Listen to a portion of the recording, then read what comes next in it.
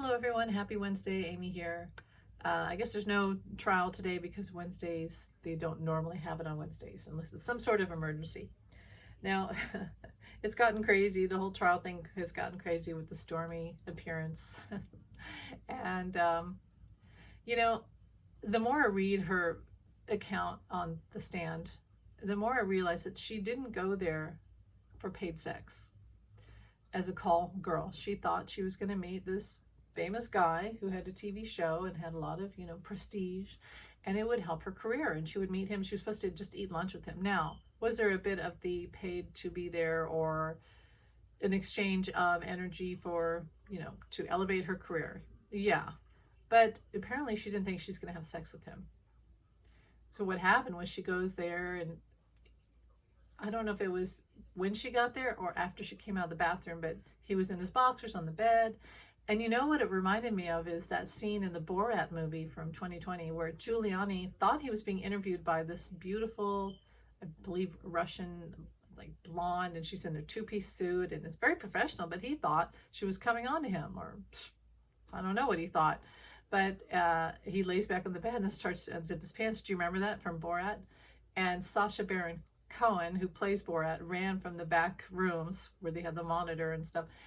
And he runs in there and he's in character says, "Stop, she's too old for you," which is one of my favorite lines. And it really showed Giuliani's character. Remember, he was like, "Oh, I didn't do that. It was all set up. I was set up." Well, I really think that helped in 2020 with the election because it showed Giuliani's true character and, 45, his true character, who he hangs out with. And these people are liars. But yeah, I thought of that scene. Stormy Daniels coming out of the bathroom, seeing 45 on the bed in his boxers, and mind you, the whole time she knows there's a guard at the door outside, so she can't leave.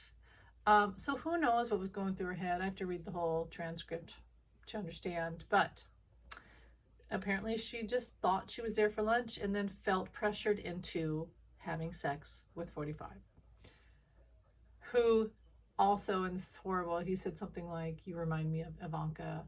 You look like her." Ugh. That's awful. That's not a good come on. It's just the whole thing is lurid and gross. But what it taught me, like with Giuliani, was that these guys are used to getting sex. He probably thought he would never have to pay her. Or did she say that he was going to put money on the bed stand? And she said, no, that's not what I'm here for. Anyway, it's not rape. I would call it still consensual sex, but I would call it pressured and very much she was taken advantage of. How about that? But I wouldn't call it rape. I don't think she calls it rape. But she was taken advantage of. Now some people could say, well, she was there to take advantage of him because she wanted a career. But I don't think that she thought he was going to offer her a job on The Apprentice from just having lunch. She just was foolish and trusted too much. Moral of the story is that a lot of people who wield power over you, well, trust your gut, trust your instincts. I don't know. Wolf in sheep clothing, that's what I'm getting about that situation. So it wasn't great. I mean, in the details, not great. 45's lawyers did not contest like they were supposed to. So even though a lot of that was not probably necessary for the jury to know, I think what it does is it just paints that she, as I said yesterday, the detail that she clearly was not making this up. She had, and it matches E. Jean Carroll, because E. Jean Carroll said the same thing that Stormy said, that what am I doing here? How did I get in the situation? Because E. Jean Carroll said that next thing she knew, she's being pushed into like the dressing room or what have you, and Bergdorf Goldman, whatever you call it. And she's thinking, how is this happening? And afterwards, how did this happen? How did this happen to me? Same thing. It's very relatable. So and here's the fact that I think is very important too, is the fact that she wanted to tell the story and the catch and kill thing happened. I don't think they even paid her then. They were not ever going to pay her. So And she was adamant that she wanted the world to know what his true character is like. 45. And he was adamant that the world did not find out. So I feel like it is a personal, I feel like from the beginning it was not money for sex, and then money for my story, and I'll just make up the story and make it be as bad about 45 as it possibly, and I'm going to take the money and run. No, this was a personal thing for her the whole time. It was personal. And so the other thing was, okay, here's something that bothers me. So she says on the stand something like, yeah, I remember that she had the trial where 45 sued her about something, and now she owes him money. And do you remember when Spirit told me, and I told you guys, that he does not want to pay his victims any money? So like E. Carroll and other, he still doesn't want her to have that money. He's still finding ways to appeal, and she never gets that money. And they told me, and I said this, that he wants his victims to pay him. Well, I found a way to make Stormy pay him, but she's being very stubborn, and she said on the stand, I'll never pay him any money, and I'd rather go to jail. I'd rather go to jail to pay him. So it makes her look like, well, she's kind of playing his game, but she's, she's the victim here, in my opinion. But what, they're going to say, oh, you don't follow the law? Well, he doesn't follow the law either. And she's being honest. She was painfully honest. That's what I want to say. We may not like what she said, and she said something like, I hate him, which I don't say things like that. But when other people say it, I respect that that's their right to feel that way, and you can understand what she's been through. She has that right. He threatened her. He had some bodyguard come up and threaten her, I believe, and her child. And that's part of the story that the world should know.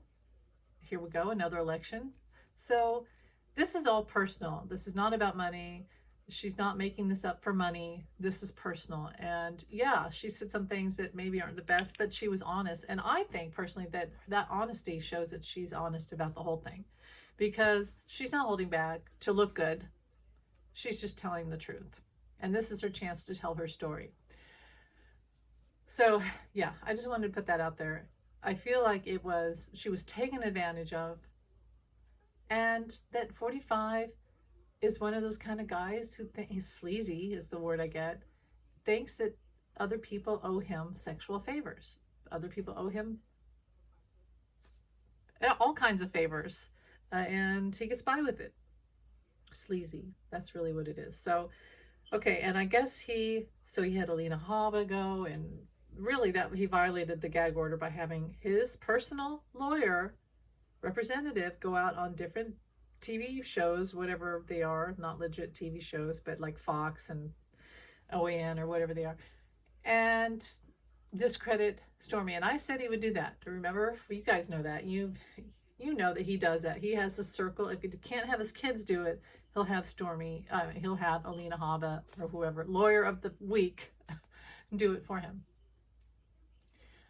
And that's what he did. He had Alina Habba go out and discredit. And remember, the jury is not locked up in a hotel every night. They can go watch these interviews, and it could affect their judgment on the trial. So that's all I have to say about that.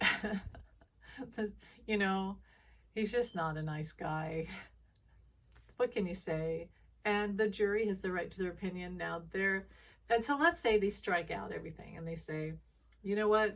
Judge Mershon says, you know what? I've decided that I don't want the jury to consider yesterday's testimony, most of it, because it was too graphic and has nothing to do with the fact that they had sex, and then she was going to tell her story, and he promised to pay her with money, and he was president by the time he finally did pay. So he was aware that they had sex, that he wanted her to not tell the world that he had sex. Why did he not want her to tell the world that they had sex? Because it would affect the campaign. And then afterwards, he kind of conceded and admitted to it by paying out of his own personal bank account. So it's an admission of guilt and a connection.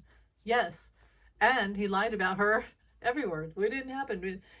There's one thing that I guess she called him some horrible name, and she said she hated him. And he said, why did you say that? And they said, well, he called me horse face So kind of tit for tat type of thing.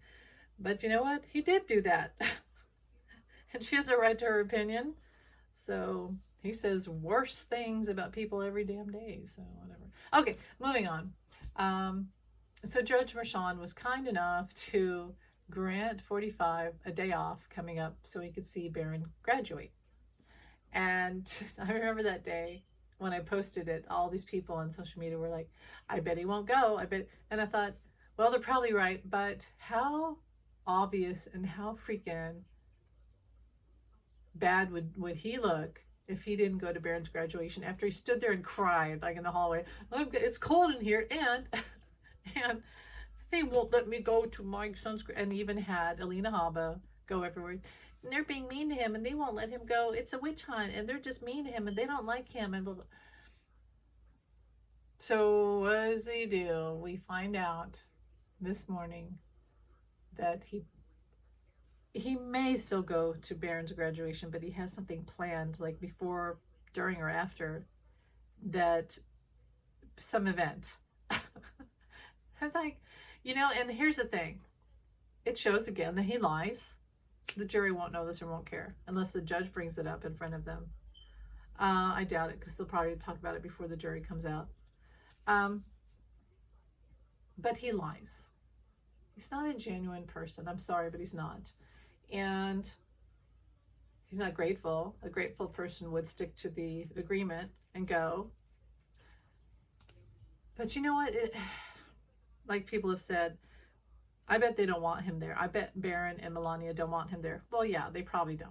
Would you want your farting, sleeping, farting daddy-o who is like vile and has cheated on your mother numerous times, is in court all the time,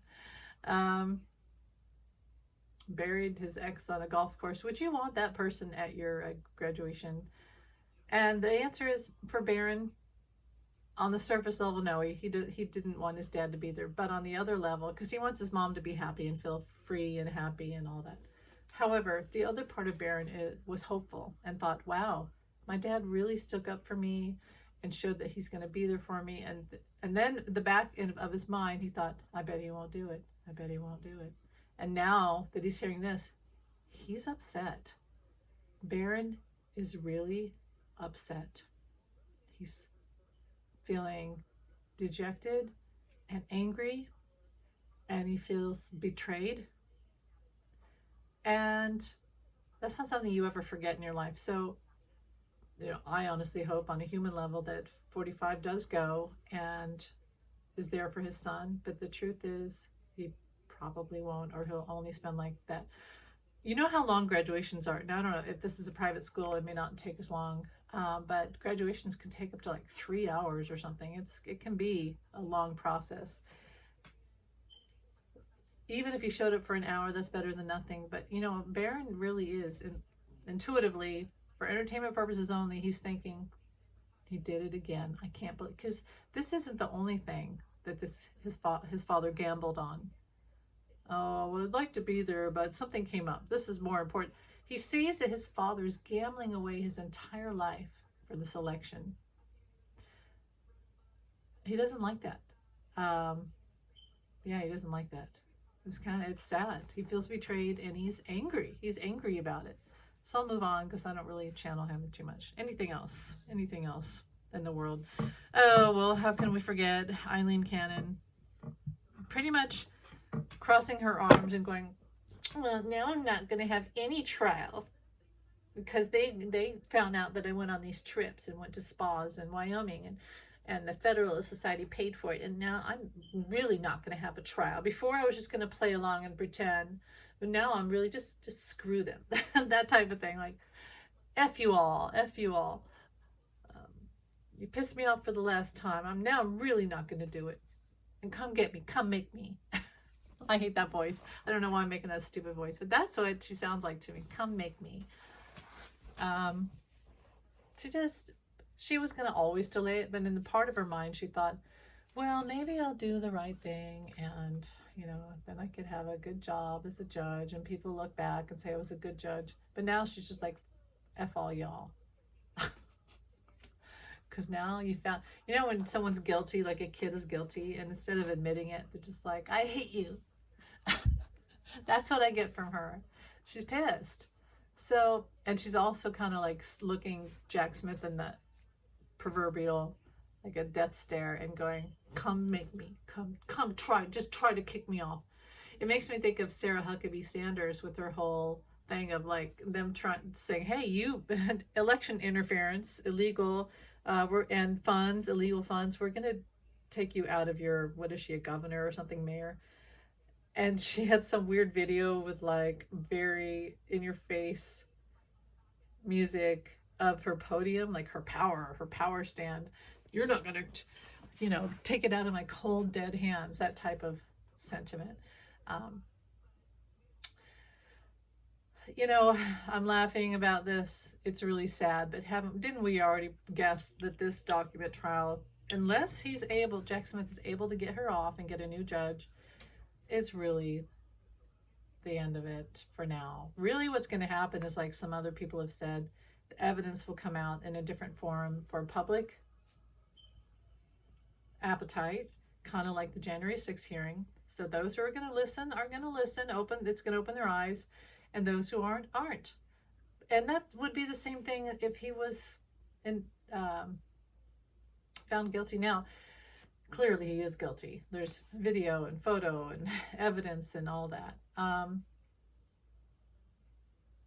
He took those documents, even said that they're not classified on that phone call. But I'm going to tell you what's in these, but I shouldn't. Remember he said that? So here's the only difference, right? Someone who is found of a federal crime cannot, isn't that where then you can't run for president? You have to be taken off the ballot or something like that. Otherwise, he's already been arrested for numerous things. He's been found guilty, and he should have already been, he had the insurrection. He should have been taken off the ballot already. So, and then we have the Supreme Court. They're not doing their job. They're delaying. So what does it even matter at this point? Show the evidence to those who care, to the voters who care. He's not going to win. But I don't know. What can I say? This is disgusting. And the silence of Merrick Garland is deafening. And I know there's people who support him. I hope I'm wrong about Merrick Garland. I really hope that one day I can come on here and say I was 100% wrong. Please forgive me. I am so sorry for all the stuff I said about him. But honestly, his silence is deafening.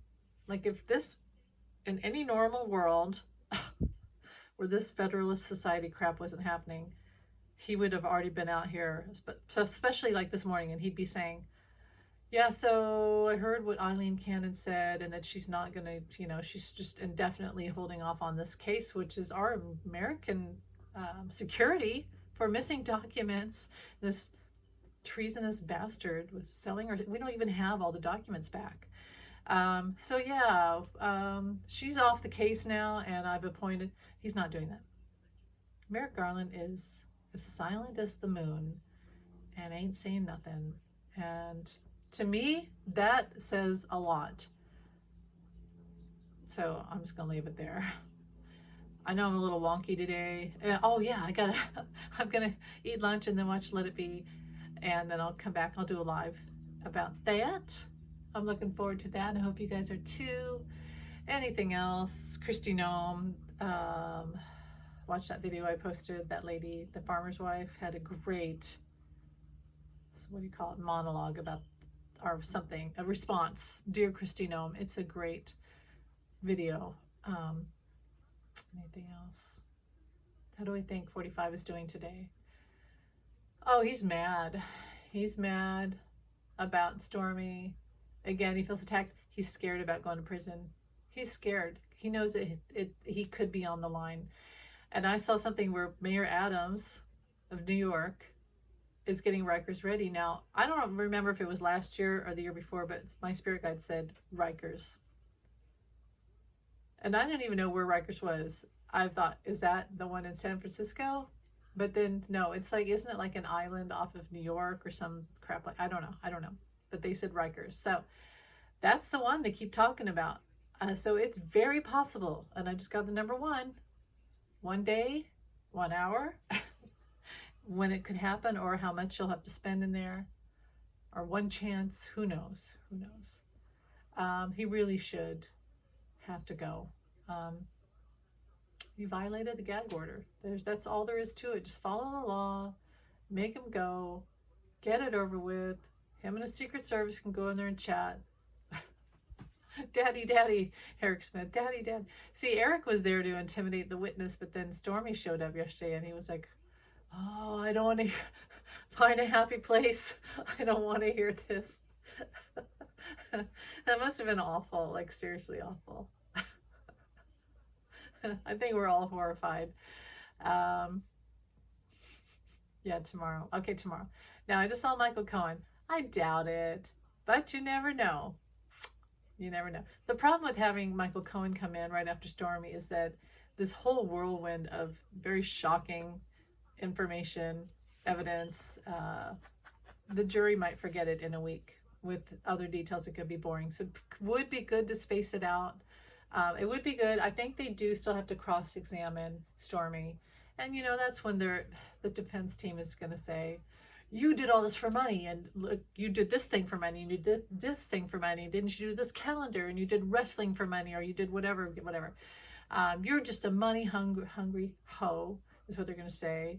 And blah, blah, blah. And they're going to paint her out to be a criminal and a bad mom. And it's not going to be fun. They're the proverbial, you asked for it. You got what you wanted, so what the hell are you complaining about? But that's not what this is about. This is about, did they have sex? Yes. And if she has to prove genital things, and if he has to pull down his pants in the back room, there you go. Did they have sex? Yes. Did he have the